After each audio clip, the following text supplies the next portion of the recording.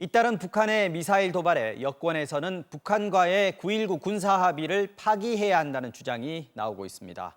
우발적인 충돌이 전면전으로 번지는 걸 막기 위해 군사적으로 민감한 지역에서의 적대 행위를 하지 않기로 한 지난 2018년 남북 합의인데요.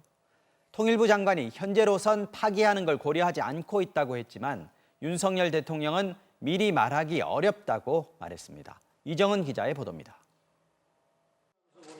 북한이 7차 핵실험을 단행할 경우 대응 방안으로 9.19 군사합의 파기를 고려하느냐는 질문에 윤석열 대통령은 부정하지 않고 여지를 남겼습니다. 안보협력 3개국이 외교부 또 안보실 이런 다양한 채널들을 가동을 해서 거기에 대한 대응 방안을 아주 차근차근 준비를 해나가고 있습니다. 2018년 체결된 9.19 군사합의는 군사분계선과 NLL 주변에서 남북이 일체의 적대 행위를 중지하기로 한 합의입니다. 우발적 충돌이 전면전으로 확대되는 걸 막기 위한 안전장치 같은 건데 정진석 국민의힘 비대위원장은 북한이 7차 핵실험을 단행할 경우 9.19 군사합의를 파기해야 한다고 주장했습니다. 일단 주무부처인 통일부 권영세 장관은 원론적인 답을 내놨습니다.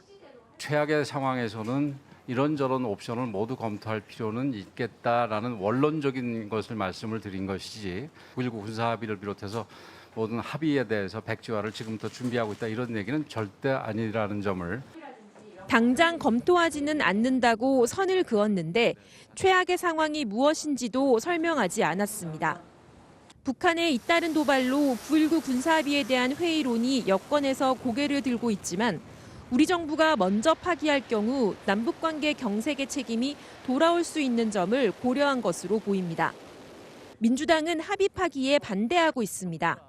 9.19 군사 합의는 우리 완충지대를 설정함으로써 우발적 충돌을 막을 수 있는 마지막 방어기벽입니다. 군 내부 일부에서도 9.19 군사합의가 파기될 경우 접경지 주변의 긴장이 높아져 국지적인 충돌로 이어질 수 있다며 우려하는 것으로 전해졌습니다. 군사적인 긴장감이 높아질 수 있는 만큼 우리 정부가 먼저 9.19 합의를 파기하기는 쉽지 않다는 관측이 나오고 있습니다. 하지만 북한의 도발 국면 속에 지지층 결집을 노리는 여권이 계속 합의 파기를 거론할 것으로 예상됩니다. MBC 뉴스 이정은입니다.